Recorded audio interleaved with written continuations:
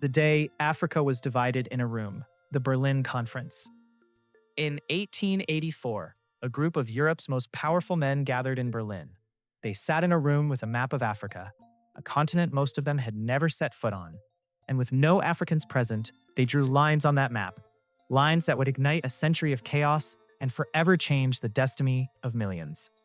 This wasn't a war. It was something quieter, more sinister. It was a meeting. A bureaucratic affair of treaties and handshakes that became the single greatest land grab in human history. They called it diplomacy. They called it the Berlin Conference. But what really happened in that room? How did a handful of men in a German palace manage to slice up an entire continent, a place 3 times the size of Europe, without a single African voice to object? This is the story of the day they put a continent in a cage, a story of how lines drawn with a ruler and pen left wounds that are still bleeding today. To really get the sheer arrogance of what happened in Berlin, you first have to unlearn a myth, the myth of the Dark Continent. This idea of an empty, uncivilized land just waiting to be discovered. It was a convenient fiction Europe told itself. But the reality, that was something else entirely. The Africa of the 19th century wasn't empty. It was a vibrant tapestry of ancient kingdoms, sprawling empires, and incredibly sophisticated societies. Long before Europeans scrambled for its riches, Africa had its own powerful trade networks. For centuries, caravans, the ships of the desert, crisscrossed the Sahara, linking West Africa with the Mediterranean, carrying gold, salt, and ivory that fueled massive empires. In the West, you had the legacy of the Ghana, Mali, and Songhai empires. The Mali Empire, under legendary rulers like Mansa Musa, was a global center of wealth and Islamic scholarship. Its capital, Timbuktu, was a world-famous hub for trade and learning. Down south, the Kingdom of Benin in modern-day Nigeria was renowned for its breathtaking bronze sculptures and a highly organized political system led by a divine king, the Oba. In Central Africa, the Kingdom of Congo had opened relations with Portugal way back in the 15th century, a complex dance of trade and diplomacy long before it was destroyed by the slave trade. And over on the East Coast, city-states like Kilwa and Zanzibar were cosmopolitan ports, plugged into a huge Indian Ocean trade network connecting Africa to Arabia, Persia, and India. This wasn't a continent of isolated tribes. It was a continent of history, politics, and culture. So, if Africa was a continent of thriving kingdoms, why did Europe pretend it was a blank slate? The idea that Africa was just an empty map waiting to be filled in wasn't just wrong, it was a deliberate, self-serving lie. It was the moral permission slip Europe needed for the chaos it was about to unleash. It allowed them to believe they were bringing civilization to savages. But what they were really about to do was erase thousands of years of history and draw a new map, not for Africans, but for their future masters. So what changed? Why in the last decades of the 19th century did Europe suddenly get this uncontrollable hunger for African land? The answer is a toxic mix of greed, ego, and fear. First, there was the Industrial Revolution. Factories in Europe were churning out goods like never before, and they needed 2 things: endless cheap raw materials and new markets to sell their stuff. Africa, with its vast, untapped reserves of rubber, palm oil, and copper, looked like a treasure chest waiting to be cracked open. Explorers suddenly weren't just adventurers, they were corporate scouts.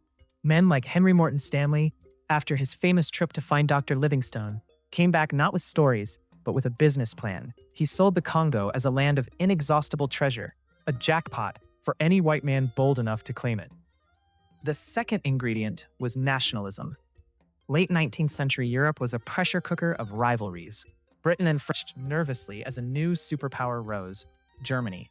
Unified in 1871 by Chancellor Otto von Bismarck, Germany was an industrial giant and wanted its place in the sun. How did a nation prove its greatness? By the size of its empire, colonies were the ultimate status symbol. It wasn't just about money, it was about national pride. This set off a domino effect. As soon as one country claimed a piece of Africa, the others panicked, scrambling to grab their own share before it was all gone. This mad dash became known as the Scramble for Africa. But it was one man's personal ambition that lit the fuse, King Leopold II of Belgium. As the king of a small country, his power at home was limited. His greed, however, was not. Leopold looked at the massive, unmapped Congo River Basin, an area 80 times the size of Belgium, and saw a personal cash machine. But he couldn't just invade it. The other European powers would never let him. So he played a brilliant and deeply cynical game. He set up a front organization with a noble name, the International African Association. His motives, he claimed, were purely philanthropic. He wanted to bring civilization to the Congo, end the Arab slave trade, and create a free trade zone for everyone's benefit. It was a PR masterpiece. Under this humanitarian cover, he sent Henry Morton Stanley back to the Congo, not to explore, but to sign treaties. Between 1879 and 1884, Stanley's agents tricked or forced hundreds of local chiefs into signing documents they couldn't read, documents that handed their land and sovereignty over to Leopold's private company. Leopold's hostile takeover in the Congo terrified France and Portugal, who also had claims nearby. Suddenly, the Scramble was threatening to explode into a full-blown European war. And that's something Otto von Bismarck, the ultimate pragmatist, couldn't have. He didn't really care about Africa, but he cared a lot about keeping the peace in Europe. So, at Portugal's request, Bismarck did what he did best. He called a meeting. He invited representatives from 13 other nations, all of Europe's major players, plus the US and the Ottoman Empire, to his residence in Berlin. The stated goal? Settle the rules for trade on the Congo and Niger rivers. The real goal? Carve up a continent to avoid a European war. On November 15, 1884, they gathered. 14 nations ready to decide the fate of millions. Picture the scene. November 1884. Berlin is freezing. Inside Chancellor Bismarck's palace, cigar smoke hangs heavy as the most powerful diplomats in the Western world gather around a horseshoe-shaped table. Towering over them is a massive map of Africa, its interior still largely unknown to Europeans. This is where a continent is carved up. For over 3 months, they speak in the language of diplomacy, spheres of influence, freedom of navigation. It sounds civilized, almost legal. But beneath it, this is a calculated heist. Bismarck, posing as the honest broker, opens by talking about spreading commerce, Christianity, and civilization. It's a facade. The very first agreement ensures not African welfare, but free trade for European powers. The biggest winner? King Leopold II. His agents quietly manipulate the room, convincing France, Britain, and Germany that a neutral, Belgian-controlled Congo serves all their interests. It works. The conference recognizes the Congo Free State, not as a colony, but as Leopold's personal property. Nearly 1 million square miles and 20 million people handed to one man under the guise of philanthropy.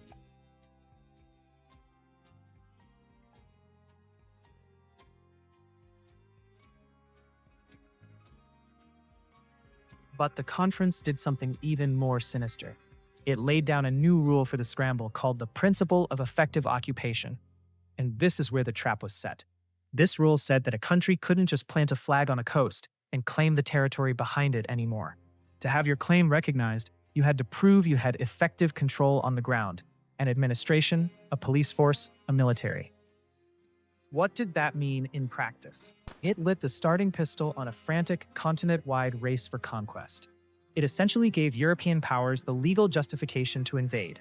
The rule didn't ask if the land was already occupied by Africans. Their presence was simply irrelevant. The only question was, which European nation could get their troops there first? With the stroke of a pen, the Berlin Act, signed on February 26, 1885, legitimized the whole colonial project. They drew straight lines on their giant map, lines that cut through ancient kingdoms, split ethnic groups in two, and lumped historic rivals into new, artificial states.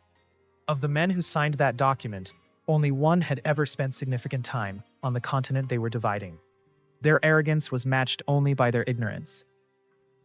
The meeting ended. The diplomats went home, patting themselves on the back for avoiding a European war. But on the ground in Africa, the real war was just beginning. The ink on the Berlin Act wasn't even dry before the consequences began to crash down on Africa. The principle of effective occupation didn't slow the scramble. It was an accelerant. In 1870, only 10% of Africa was under European rule. By 1914, it was 90%. The Berlin Conference hadn't created order. It had unleashed a tidal wave. The most immediate and horrifying result was the very state the conference had created, King Leopold's Congo Free State. Leopold dropped his philanthropic mask almost instantly. His personal kingdom wasn't a state. It was a giant forced labor camp. The world wanted rubber, and Leopold's Congo had it. His private army, the Force Publique, was sent into villages with impossible rubber quotas. To enforce them, they unleashed a reign of terror. Villages that failed to deliver were burned. People who resisted were murdered. The most infamous practice was the severing of hands. For every bullet a soldier used, he had to bring back the right hand of a victim to prove it wasn't wasted. Soon, soldiers were just cutting off the hands of the living, men, women, and even children, to meet their quotas. It was horror on an industrial scale, a policy designed for maximum profit. The population of the Congo collapsed. While exact numbers are debated, historians estimate that as many as 10 million people, perhaps half the population, died from murder, starvation, and disease during Leopold's rule. This wasn't a civilizing mission, it was a genocide fueled by greed. While the Congo was an extreme case, the same twisted logic was applied across the continent. African economies were dismantled and rewired to serve Europe. The continent's vast mineral wealth was shipped to Europe with almost no benefit for Africans. The new railroads weren't built to connect African communities, but to get resources from the interior to the coast as fast as possible. And the social fabric was shredded. European powers used a strategy of divide and rule, deliberately inflaming tensions between ethnic groups to maintain control. The arbitrary borders drawn in Berlin were a ticking time bomb. In countless places, ancient rivals were forced into the same colonial box, while a line on a map shattered unified cultures. The men in Berlin, in trying to prevent one European war, had effectively programmed 100 future African ones. The era of formal colonialism mostly ended after World War II, as African nations fought for and won their independence. But you can't just erase a century of foreign rule. The ghost of the Berlin Conference haunts Africa to this day. Those lines, drawn in that room in 1884, are still bleeding. The political legacy is instability. The artificial states created in Berlin are now the nations of modern Africa. Leaders inherited countries with no organic national identity, full of different ethnic groups who had been forced together and pitted against each other. The result? A painful, often violent struggle to build nations out of these colonial leftovers. The civil wars in Nigeria, the Rwandan genocide, the conflicts in Sudan and the Congo. So many of these tragedies have roots in the ethnic rivalries created by those arbitrary borders. The economic legacy is one of dependency. Colonial economies were built for one thing: resource extraction. After independence, many African nations were still stuck in that system, reliant on exporting a few raw materials and vulnerable to global price swings. The system was designed to funnel wealth out, not build it up from within. But to focus only on the damage is to fall into another colonial trap, seeing Africa only as a victim. That's not the whole story. The real story of modern Africa is one of incredible resilience. It's the story of nations fighting to forge unity out of division. It's the story of cultures that survived, adapted, and thrived. It's the story of people working to heal the wounds of the past and build a future on their own terms. To redraw the map not with pens in a distant room, but with hope and determination on the ground. The lines drawn in Berlin defined the cage, but they could never destroy the spirit of a continent. The Berlin Conference is a chilling reminder of how decisions made in faraway rooms can have devastating and lasting human consequences. If you think this history is important and needs to be told, please subscribe to our channel, Epoch Insight, and like the video. And let us know in the comments, what other hidden histories should we uncover next? The meeting in Bismarck's residence ended on February 26, 1885. The men congratulated themselves. They had managed their rivalries and avoided a war. In their minds, they had brought order to a chaotic continent. But they hadn't brought order. They brought chaos.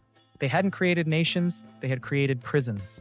With a few strokes of a pen, they unleashed a century of exploitation, violence, and upheaval, a legacy that still shapes the lives of millions. History isn't always made on battlefields. Sometimes it's made quietly, in a room, with a map and a pen. And sometimes, those are the most violent moments of all.